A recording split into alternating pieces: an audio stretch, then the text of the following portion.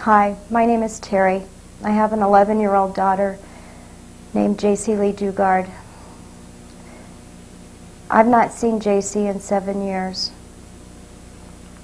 Let me tell you what happened. Well, what happened that morning, there was a car that came down the hill, circled in front of the house, went back up the hill, and when it got to Jayce, the car cut off her path. The driver jumped out, grabbed Jaycee, and I have not seen her since. Good afternoon. We're live in the CBS 5 newsroom with updating the breaking news. She was kidnapped 18 years ago from Lake Tahoe, but today Jaycee Dugard gets to be reunited with her parents. Jaycee has spent all her time living in isolation in a shack in the backyard of a house owned by her abductor. And she had 2 children fathered by the 58-year-old kidnapper. But what happened with the police here? I mean, come on. You saw what we did at the top of the show. They say there's a disturbance over there, this guy. They said there were women living in tents and shacks back there.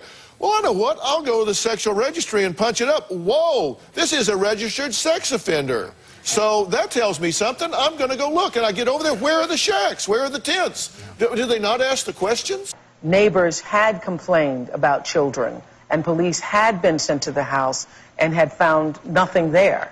So John, who's on Skype, John Walsh. John, is that true that the police had gone, that a neighbor had complained and the police had gone to the house?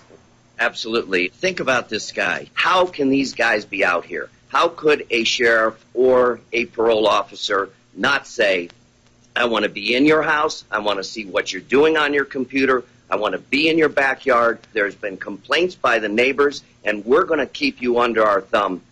And I believe that Jaycee Dugard would have been saved years ago if we were much more vigilant. This guy has beat the system for years.